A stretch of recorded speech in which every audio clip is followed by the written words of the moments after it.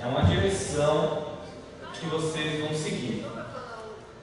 Ela não é assim uma série de testamentos bíblicos escritos na pedra, mas o fato de você refletir sobre isso e escrever no papel é muito importante. Escrever no papel te dá alguma direção.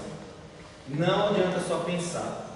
Na vida de vocês, se vocês quiserem resolver qualquer problema sério, nunca só pense. A forma mais ágil de planejar é escrever. Porque nosso pensamento é fugaz. A gente começa a pensar num assunto qualquer. Então, estou querendo tocar num teatro lá na Rússia, como é que eu faço e tal. Mas acho que eu conheço aquela pessoa e tal. Acho que ela pode ser pode me abrir algumas portas e tal. Mas, eita, gol do Vasco. Então, estava querendo tocar na Rússia. Né? Quem que eu conheço mesmo? Ou seja, você só pensa. Às vezes a gente não presta atenção nisso. Mas a gente só pensa, a gente está sempre repensando. A gente sempre volta para coisas que a gente acabou de pensar, porque o nosso pensamento se desvia facilmente por qualquer coisa. Se você escreve, você lê, fulano está na Rússia. Tá. Vou mandar um e-mail para ele. Então você sempre progride quando você escreve. Quando você pensa, você pensa de 1 a 5, depois volta para o 1 até o 4, volta para o 1 até o 6, depois volta para o 3, vai para o 7. É muito mais demorado, é muito menos confiável você apenas pensar. Então, a primeira regra de você fazer o seu planejamento é você escrever, tem que ser escrito. E um dos trabalhos que você tem que apresentar na disciplina é escrever o seu planejamento de carreira. Todo planejamento de carreira consiste em basicamente 4 partes: objetivos, metas, estratégias e gerenciamento do planejamento.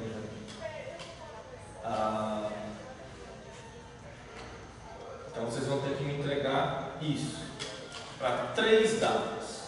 No caso, eu vou querer para dezembro de 2012, dezembro de 2016 e dezembro de 2021. Ou seja, para daqui a 1 ano, para daqui a 5 anos e para daqui a 10 anos. Vocês vão planejar a carreira de vocês com esses 3 pontos. Vocês vão perceber, a maioria de vocês nunca fez isso, mas acredite, é bom você fazer com frequência. E vocês vão perceber que se vocês fazem isso pelo menos uma vez ao ano, eventos que vocês planejaram para acontecer daqui a 10 anos, provavelmente vão acontecer em outro. Eventos que vocês planejaram para daqui a 5, talvez aconteçam em 4. Se você só pensa, você não tem um lado. Aí você é mais uma folha flutuando para onde o vento te levar. E pode ser que ela te leve para onde você não quer. Por isso que é importante o planejamento de carreira. Então vamos falar de cada uma dessas partes. Objetivos são sonhos. Então, objetivos é simplesmente o que você quer conquistar. Então, por exemplo, Danilo, um objetivo.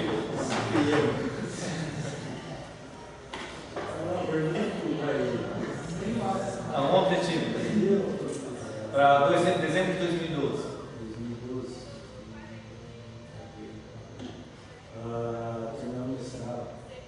Não, dezembro de 2012. 2012. Isso.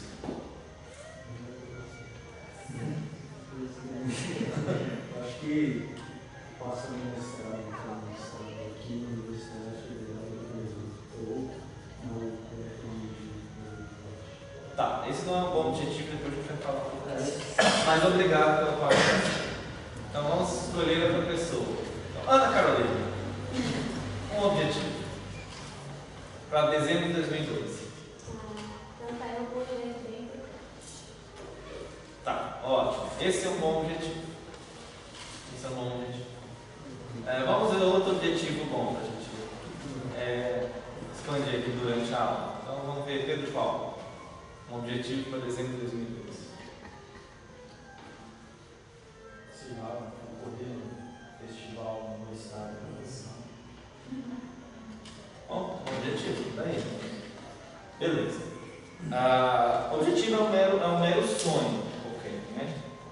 Então, não precisa ser algo exatamente claro. Por exemplo, o objetivo da Ana Carolina é cantar em um evento importante até dezembro de 2012.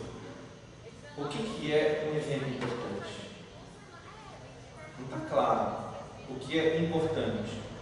Não está claro. Mas tudo bem, objetivos não precisam ser claros. Objetivos são somente sonhos. Sonhos nem sempre são claros. Por isso que é importante o nosso planejamento ter metas. Metas são coisas claras, auferíveis, mensuráveis. Então, por exemplo, a Ana Carolina pode transformar esse objetivo em uma meta, selecionando uma lista de eventos que ela considera os mais prestigiados eventos na área dela, e aí para ela, a meta dela vai ser cantar em um daqueles lugares na lista dela. Isso você transforma numa meta, porque se você seleciona, sei lá, 5 lugares e você quer cantar num desses 5 lugares, bem, é muito fácil você descobrir se você conseguiu ou não conseguiu essa meta. Agora, dizer cantar num lugar importante, às vezes, dependendo do humor da gente, a gente pode achar que um lugar que a gente cantou foi importante. Ou o contrário, um lugar que a gente cantou não é importante. Então, é importante ter metas para desenvolver o nosso trabalho. Sobre metas, uma coisa muito importante que fez do objetivo do Danilo não ser um bom Danilo. Metas têm que ser de performance, não podem ser de resultados. Porque a única coisa nessa vida que a gente controla, se é que a gente controla alguma coisa, são os nossos hábitos. Nada mais que isso. Então, nossas metas têm que depender unicamente dos nossos hábitos. Se por acaso nossas metas começam a depender de várias outras variáveis, como o desejo de outras pessoas, os atos de outras pessoas, as escolhas de outras pessoas, eles começam a ser difíceis de você criar um mapa de como chegar lá, porque muitas dessas coisas não dependem de você. Então, por exemplo, ser aprovado no mestrado aqui da UFO é um resultado, não depende só do Danilo. Às vezes o Danilo pode ser o melhor candidato, o mais preparado, o que mais estudou, o que toca melhor, e não ser aprovado por N motivos. Então, todas as metas que a gente for concluir no nosso planejamento, portanto, tem que ser metas que dependem da gente, metas de performance, não metas de resultado. Então, está bem claro a diferença? Isso é extremamente importante. Respeitar isso é o que vai fazer a diferença entre um planejamento de carreira que vai funcionar e um planejamento de carreira que nunca vai dar certo. Terceira parte do planejamento, talvez seja o coração do planejamento, a parte mais importante dele, é elencar estratégias. Então, uma vez que você sabe qual é a performance que você quer obter, que atos você vai fazer, que etapas você vai fazer para conseguir lograr aquele resultado que você está buscando. Então, por exemplo, no caso da Ana Carolina, se a meta dela é tocar, sei lá, no Festival Amazonas de Ópera, por exemplo, como um dos eventos importantes. Então, tem opções para cantar lá? Não sei, talvez tenha. Se tiver, então, uma das estratégias dela é preparar o repertório necessário para a audição, para cantar nesse festival, por exemplo. Isso é uma estratégia. Outro lugar importante, outro evento importante pode ser, por exemplo, uma série de música de câmara, que ela pode muito bem gravar um bom vídeo no YouTube, acompanhado por alguém, e propor para ir com esse duo nesse local. Então, pode ser uma estratégia. Vamos pensar uma meta um pouco diferente. Então, sei lá, Suzane, uma meta para dezembro de 2012. Você não quer nada do roteiro de 2012.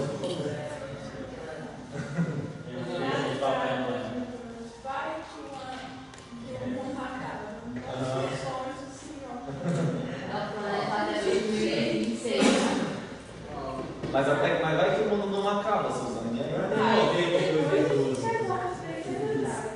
Não, mas aí... Tem formalizado a ideia da monografia já. Como é que é? Tem formalizado na cabeça a ideia do TCC. Pode ser o objetivo que ele forma de Mas calma aí, vamos um pouco mais saber mais ou menos o que vai fazer na monografia.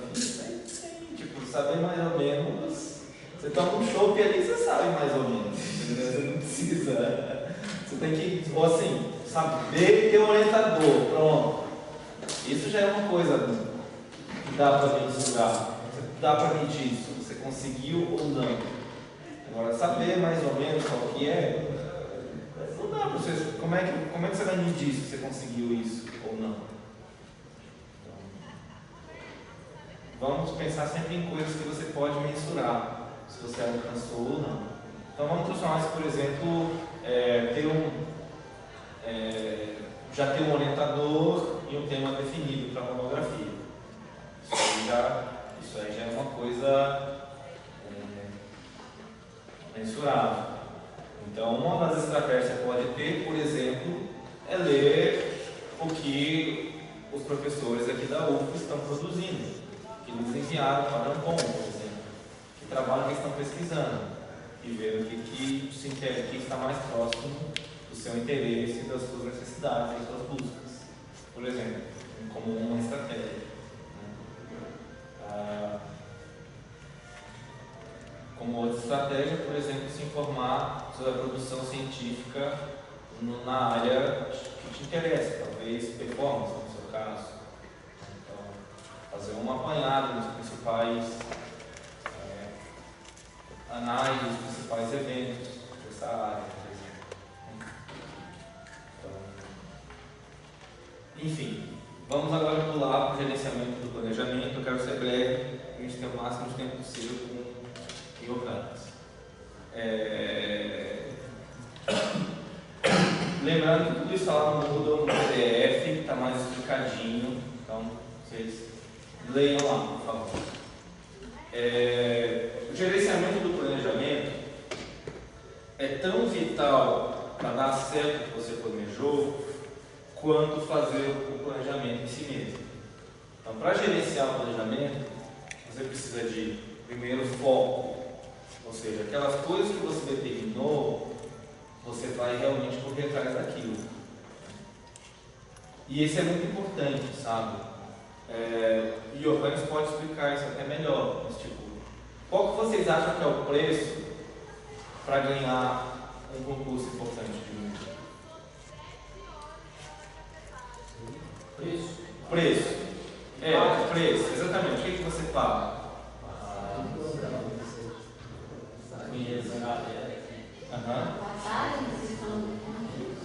A taxa de sessão do concurso, sim. Comida, alimentação. Claro. Você está falando do preço do quanto dinheiro está tudo, você tem que abrir mão para poder. Exatamente. Organizar essa pergunta, deixar o estudo, Exatamente. Preço para você ganhar um concurso e aí, Danielão, vamos para um churrasco? Pô, cara, tem que estudar. Esse é o preço. O preço e aí, vai ter uma festa no CC, bem legal. Tem que estudar. E isso ao longo de anos. Estamos falando isso ao longo de anos. Esse é parte do preço que você tem que pagar. E é isso que é o que a gente chama de folga. É você pagar esse preço. E sendo que o bem mais, é claro, não precisa ser toda a festa, mas você também não vai ser um arroz de festa. É minoria, né? Você não vai poder ser um arroz de festa, né? Então,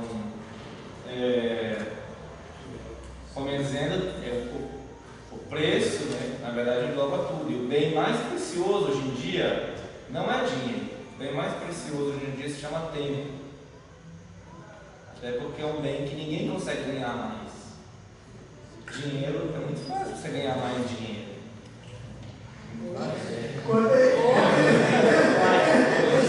Não, se você tiver 100 reais aí à toa, você coloca no negócio chamado poupança e todo mês você ganha mais dinheiro sem fazer nada. Um centavo! Mas você não tem como fazer isso com o tempo. Você não tem como pegar o tempo, colocar em um lugar e de repente você ter mais tempo. É impossível fazer isso. Com dinheiro você consegue. Né? Você pode, sei lá, eu vi lá, passei na prefeitura ontem, estava leilão da prefeitura, caminhão, a venda por R$400.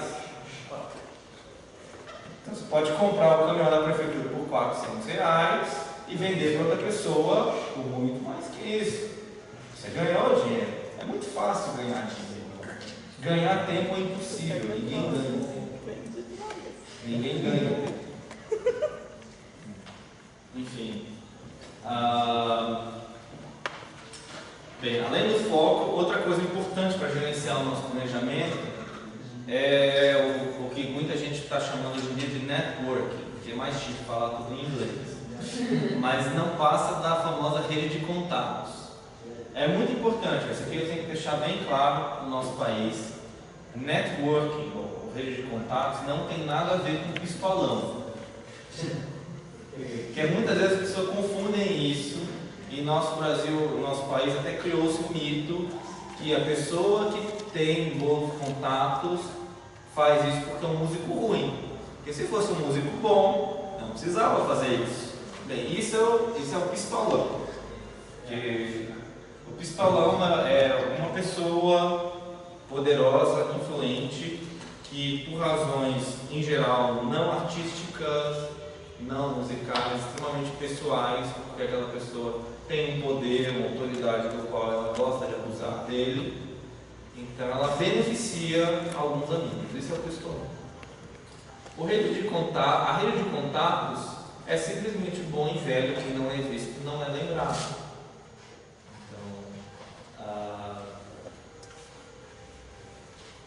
É você ter pessoas, por exemplo, ter contato com produtores que gerenciam séries de concertos. Você não precisa ser exatamente o melhor amigo deles, você não precisa jantar na casa deles, você não precisa convidá-los para jantar na casa deles, mas eles precisam saber que você existe. E hoje em dia, com a internet, com as redes sociais principalmente, isso é a coisa mais fácil do mundo. Essas pessoas estão querendo ser conhecidas. Elas colocam as fotos das festas de família para o mundo inteiro ver, sabe? Elas estão colocando lá qual é a música que eles gostam, qual é o seu livro preferido, sabe? Estão disponíveis para receber mensagens no mural dele, querem que você curta os comentários dele, sabe? Querem que você cutuque eles de volta, sabe? Então, nunca foi tão fácil ser conhecido ou conhecer as pessoas que determinam as decisões que podem afetar nossas carreiras. E isso é importante. A gente sempre fala de o mercado, o governo, o teatro. Isso tudo é uma abstração.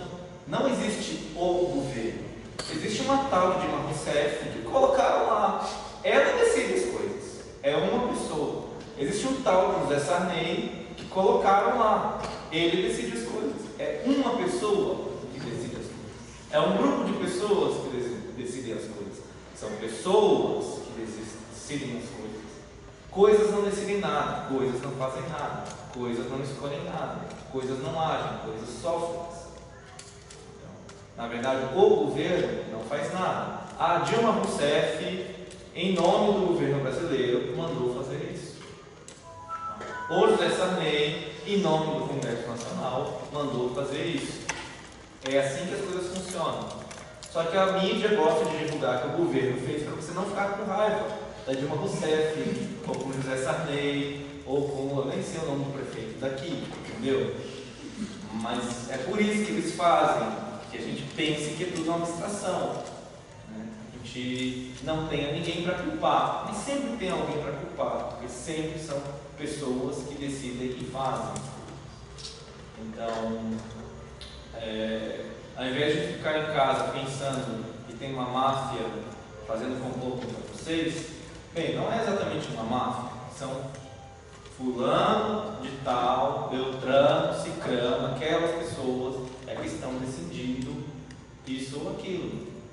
Então, você tem que resolver isso de alguma forma, seja vendo como fazer parte desse grupo ou simplesmente indo atrás da cultura. Mas enfim, são sempre pessoas que fazem coisas. Por isso que é muito importante ter uma rede de contatos entre as pessoas que decidem as coisas. Tem que conhecer vocês têm que conhecer elas, vocês têm que entrar em contato com eles. Quando vocês forem atrás, por exemplo, de conseguir uma apresentação, o ideal é você ser capaz de falar com as pessoas que são as que dizem sim. Especialmente quando a gente está lidando com alguma instituição grande, né? A gente vai encontrar provavelmente uma estrutura hierarquizada, classista, onde só uma ou duas pessoas têm o poder de dizer sim, todas as outras pessoas têm apenas o poder de dizer não. Uma dessas famosas figuras é a secretária. A secretária só tem o poder de dizer não, ela não tem o poder de dizer sim. E às vezes as pessoas, pelos mais variados motivos, às vezes só porque o time dela não ganhou na última rodada do Brasileirão, elas vão querer exercer o poder delas. Só que o único poder que elas podem exercer é o de dizer não.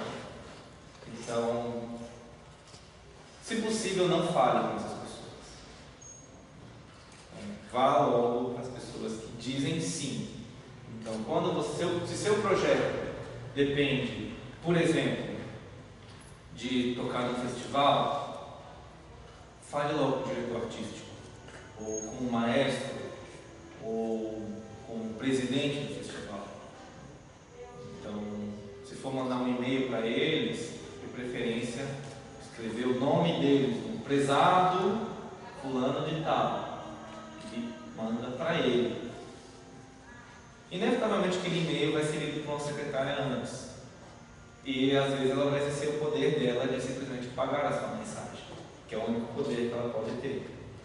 Mas ainda assim a chance do seu e-mail chegar na pessoa correta é maior se é endereçado exatamente a quem decide. Melhor ainda, uma vez com esse contato pessoal, que as redes sociais estão permitindo enormemente, é você nem mandar por um e-mail institucional, pegar lá no mural do Facebook, mandar uma mensagenzinha para o presidente, o diretor artístico, sabe? Ele vai gostar muito, provavelmente.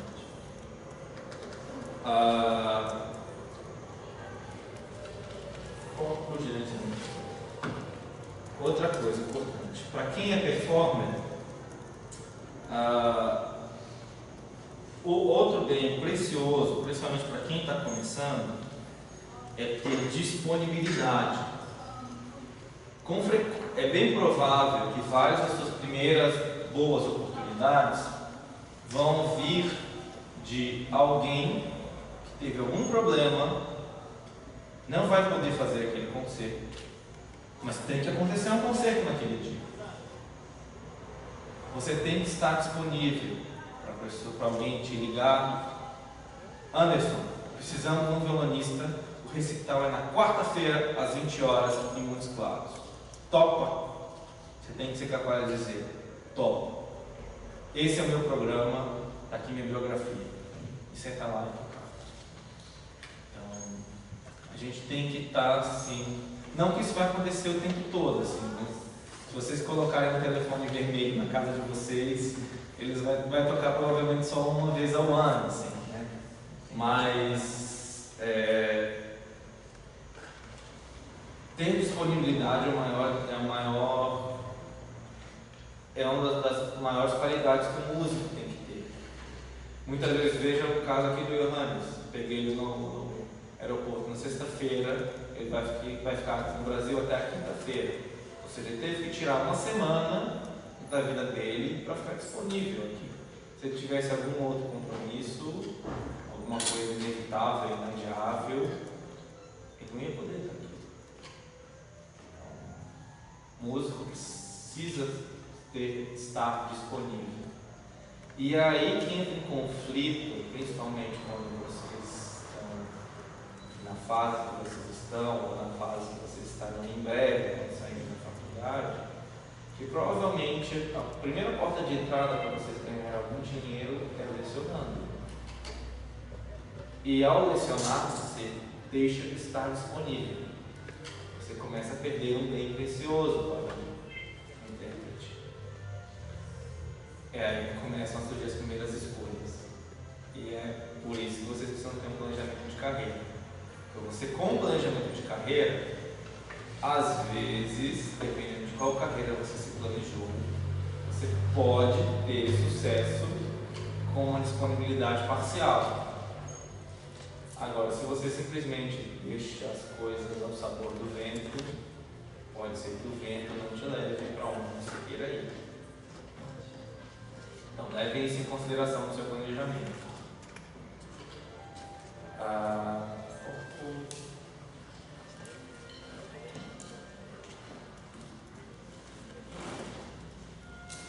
Bem, é isso aí, pessoal. É isso que eu tinha para falar. Se a gente tivesse mais tempo, a gente podia desenvolver um pouco alguns objetivos, algumas estratégias, algumas metas para a gente ter maior clareza de como isso aplicam. Mas isso aí a gente pode fazer no Moodle. Ao longo da semana, está aberto, estão escrevendo lá no Moodle, eu vou respondendo para vocês.